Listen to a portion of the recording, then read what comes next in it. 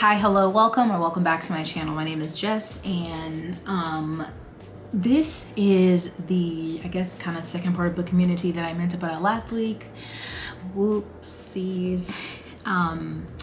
So there were two stories that I was like, well, if I add these in, it's going to be even longer.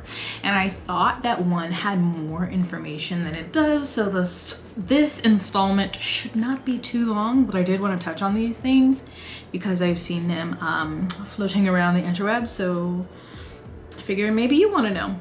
So one thing was, I was on TikTok, yes, the clock app, and I saw a video, and it was someone saying that the people who created The Matrix, the movies, stole it from a black woman. So of course I was intrigued. And they went through this story about a black woman named Sophia Stewart, who said that in the 80s she wrote this book called The Third Eye, and that she saw in the paper like an ad for a competition for science fiction books, and she submitted her manuscript, and that it was stolen to create the Matrix movies and also the Terminator movies. And I was like, what? I've never heard of this. Like, I don't want to say, of course, I want it to be true. I want it to be true in the way that I would love that a black woman created this, but not that I wanted it to be made and then it's stolen. So I was like, what? Let me look into that.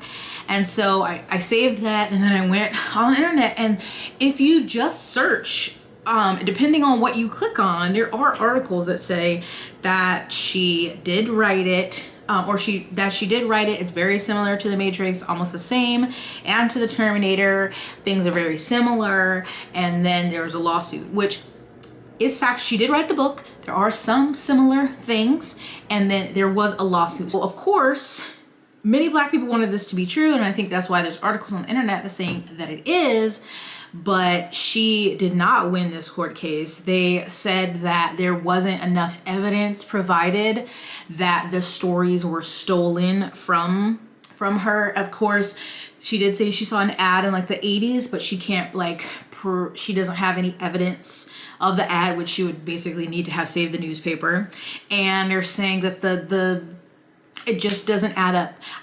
So I did find the transcript of this radio interview that she did with like a Vermont radio station, talking about her book and how it inspired The Matrix and the Terminator. So I'll have the screenshots, and I'm going to read through those really quick, and then I'll get back to Past Jessica. Sophia Stewart said, when I go to the movies, I'm looking up on the screen, I said, oh God, I wrote this. And I'm like, the next scene, I wrote this. Corey Moore, who was talking to her, said, Sophia Stewart is a native New Yorker who now lives in Salt Lake City. She works as a paralegal, but her passion is writing. She says she was sitting in a movie theater 6 years ago and was shocked as The Matrix, starring Keanu Reeves and Lawrence Fishburne, played out on the big screen. Sophia said, and everyone's looking at me crazy, and my date, Seagram, is like, what? And I'm like, yeah, I wrote this. I said, like, this is crazy because no one had paid me for the work. That body of work includes graphic illustrations, character analysis, special effects, screen treatment. It was just like a movie script, original draft, edited version of the draft, synopsis, and the makings of The Matrix, which is the makings of The Third Eye. Moore said, Stewart is seeking over $1 billion in damages. So how could all that material she claims to have created end up in the hands of studio executives? While studying film at the University of California in the early 80s, Stewart says she shopped her work around Hollywood for years. After constant rejection, she responded to an advertisement in a magazine asking for readers to submit original science fiction stories to be considered for a comic book project. She won't reveal what magazine she saw the ad in, but says the year was 1986. The solicitor, she says, Matrix creator Andy and Larry Wachowski. I sent them everything because I felt like if you're going to do a comic book, they really need to see all of the work. Just a quick note that while Sophia Stewart did say Larry and Andy, the Wachowski sisters have transitioned, and so they go by Lana and Lily now. So I will, when you go back to Past Jessica, refer to them as the Wachowski sisters, and so I'm talking about the same people. So Corey Moore said, we asked Stewart to show us some of the written material she says bolsters her claims about The Matrix. She sent us an excerpt from her book, The Third Eye, which reads, At all times, he was dressed in black, because black was the dominant color code of the Rockefellers organization. He was the seed that the prophecy promised, the one that the multitudes had so long waited for. Corey Moore said, but Warner Brothers attorney Bruce Isaac says that's where the similarities to the Matrix end. So the attorney, Bruce Isaac, said what she has written is kind of like a retelling of revelations from the Bible, and she does combine some story concept from Star Wars and Dune, but we believe that a court or a jury will emphatically reject her claim. Corey Moore said, yet a California court has allowed the case to move forward, this in spite of efforts to have it thrown out, says Stewart. So Stewart did file a claim with the FBI and they did an investigation, although this says following the FBI's inconclusive investigation, during which the Warner Brothers employees claimed the studio used certain aspects of Stewart's The Third Eye and the release of The Matrix Reloaded in 2003, Stewart filed a lawsuit alleging that the idea for both The Matrix and 1984's The Terminator was plagiarized. But what made her case interesting and worthy of news headlines was that the court allowed the lawsuit to move forward in 2005, and that's where things got interesting. And that's the part where people misreported that she had won the case when actually the case hadn't even really started.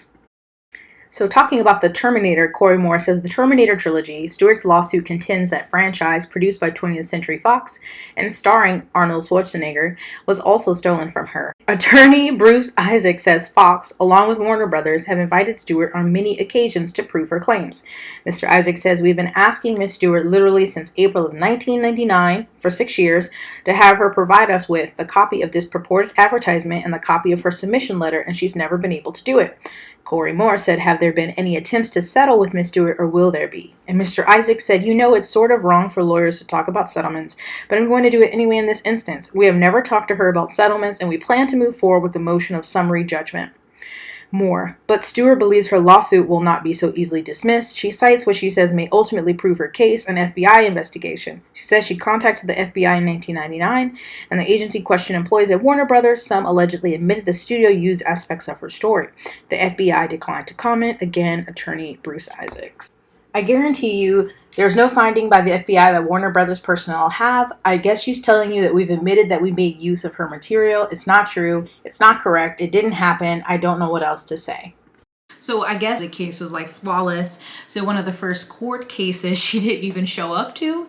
And then during the course of the trial, since it was actually the actual trial was the next month, neither her or her attorneys presented enough information to really demonstrate that there were so many similarities that was actually stolen. And so the judge ruled in favor of the defendants, the Wachowski sisters. So yeah, it's a lot of mythos out there, I guess, or a lot of myth online as to who created the Matrix, but apparently it was not created by Sophia Stewart. And she did not win that court case. So I don't know if she, you know, still believes that or is still telling people that. There's definitely still websites, but some of these, they're varying in when they were last updated or when the stories were published from like 2003 to recently. So if you were wondering if you saw anything about that going around, it does not appear to be true. So there's that. It's like, I'm glad they didn't steal someone's story. But then sad that it's not a story created by a black woman, you know? I mean, she didn't win the court case. But does that necessarily mean that she's lying? No. We may never know the truth. I don't know. So, sad news, but I love The Matrix. I haven't seen the new one. I'm kind of nervous, but I would like to rewatch them and look at Neo and Trinity and just go, hello. Okay, and then also, so I talked about this. I went back through my videos and found that I talked about it in 2020. It was towards the end of the year about someone was stealing transcripts. Like, not this book coming in on hold, Lord. There was a story and it was titled, Why on Earth is Someone Stealing Unpublished Book Manuscripts? So it was talking about authors. Actually, I'll put in this little clip from my previous video to summarize it for me.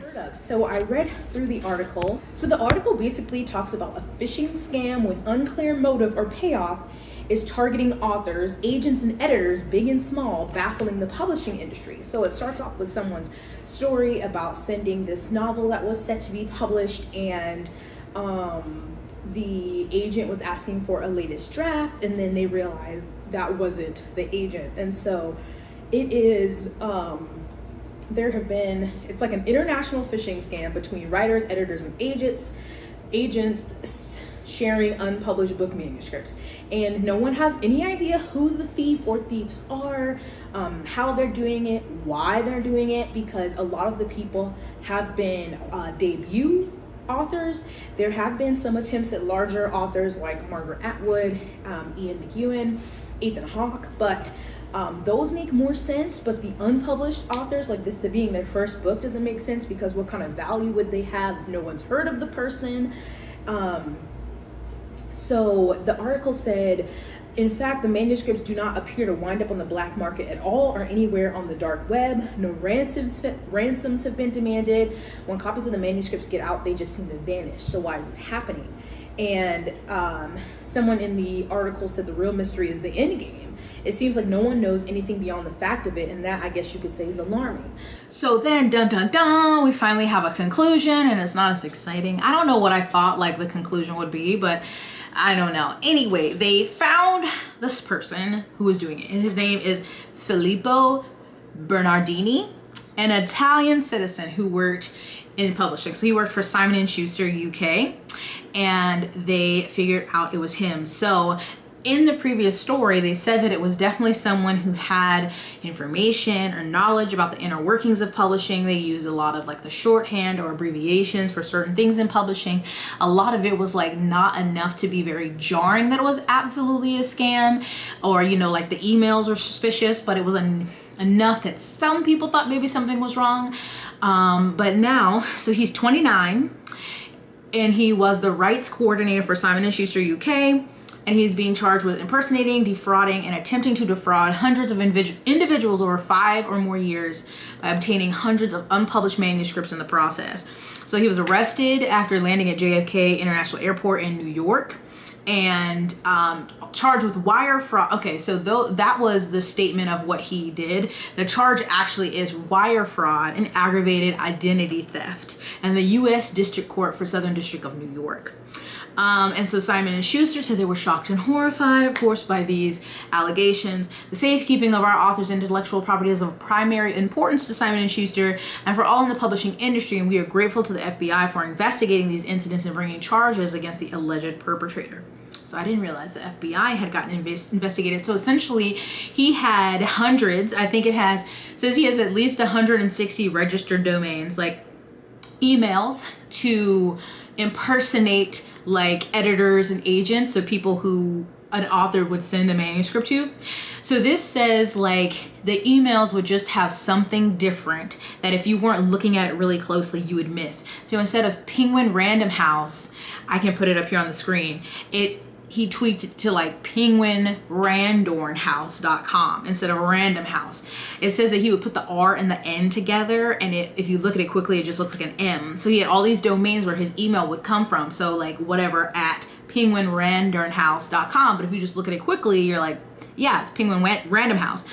And so it said he also targeted New York City-based literary scouting companies, setting up imposter login pages that would prompt them to enter username and passwords, so he got access to their website.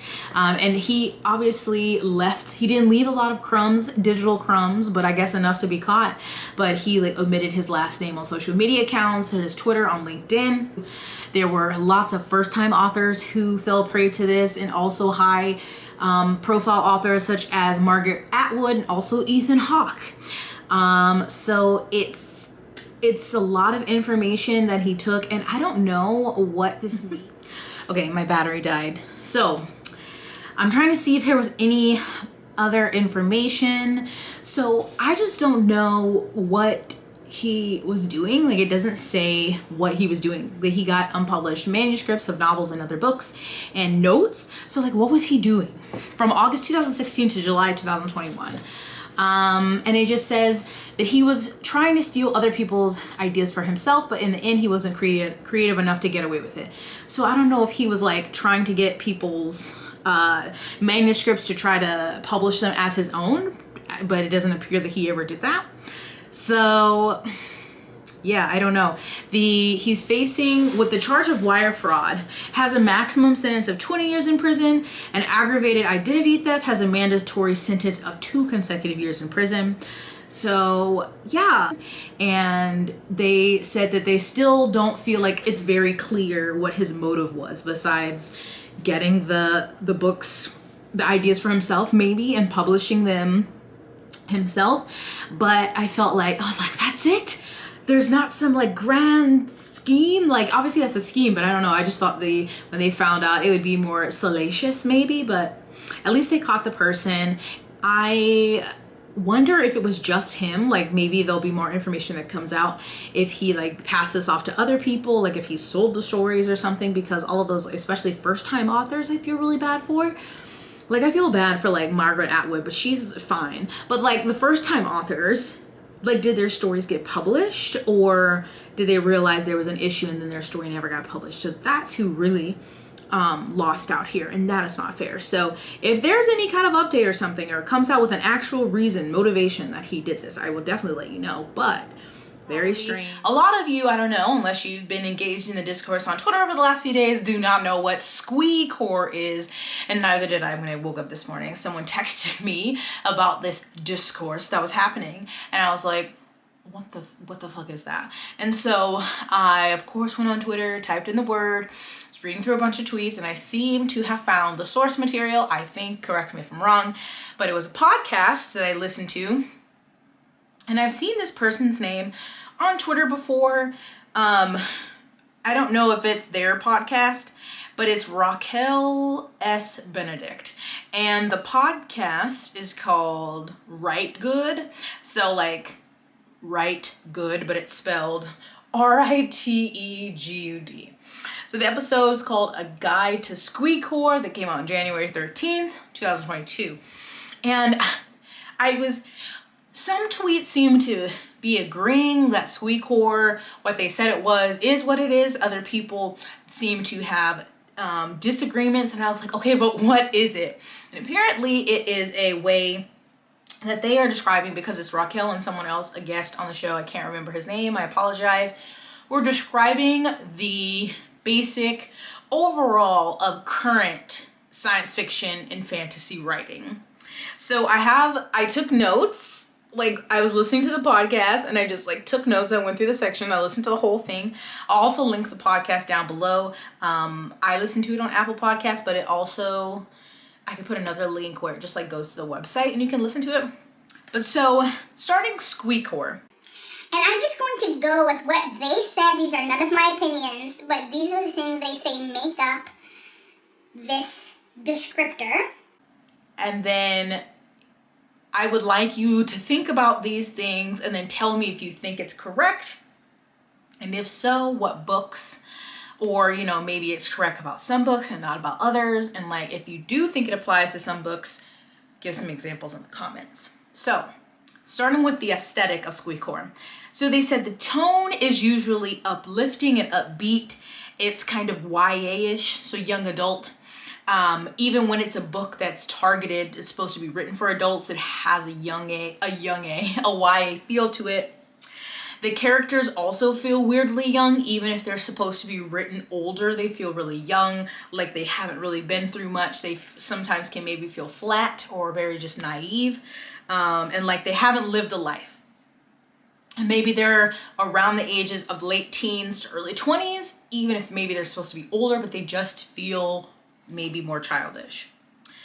Also, so the guy in the podcast defined squee, and he was basically saying it's the sound for excitement or enthusiasm.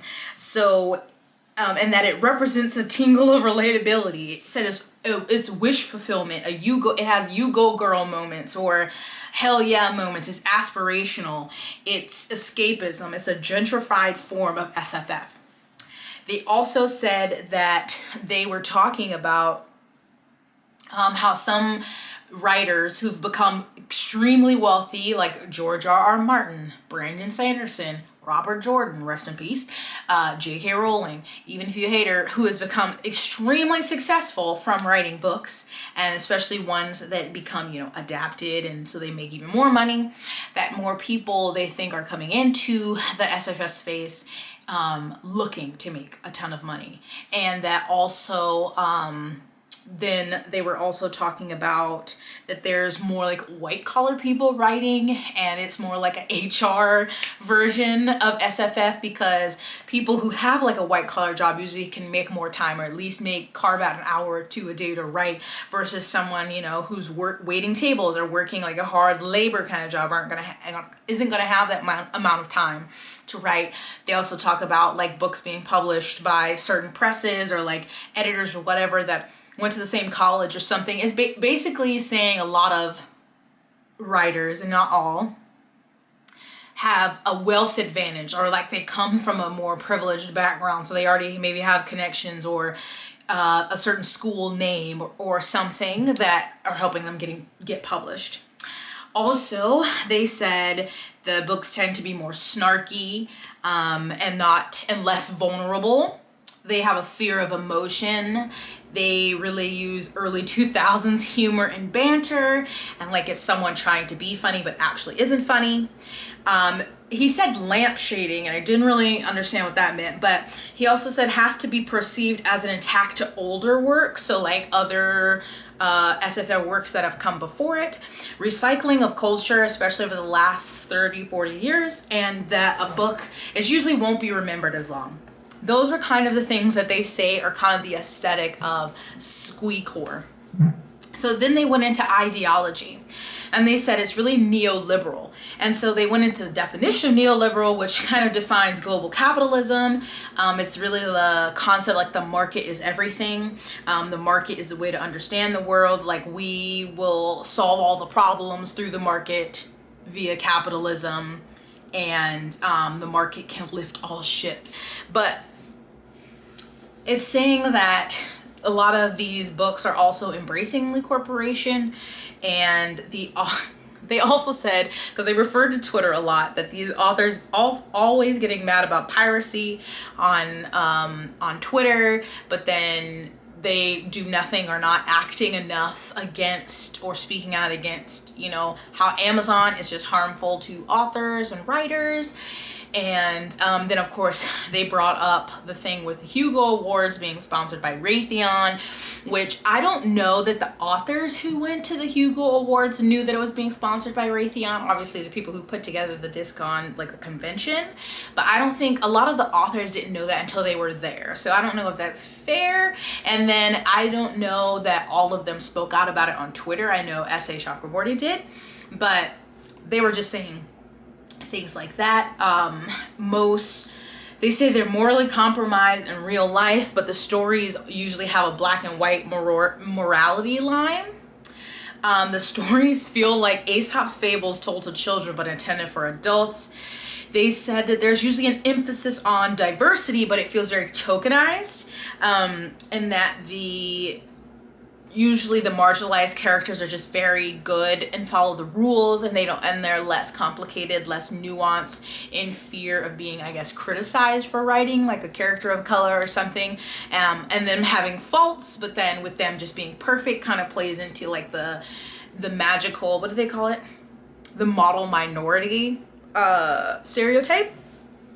Also, they said, when reading these books, it's like they're congratulating you for reading them without challenging you, treating the act of making or consuming Squeecore as a heroic or political act. Like, I wrote this book that talks about issues or whatever, but is hopeful, and seeing that as like a political act. They said that someone they saw on Twitter was talking about a book that was published by someone, and they're like, justice. And they're like, no, you writing this book or reading this book is not a political act. Like, you're not actually doing something. Let's see.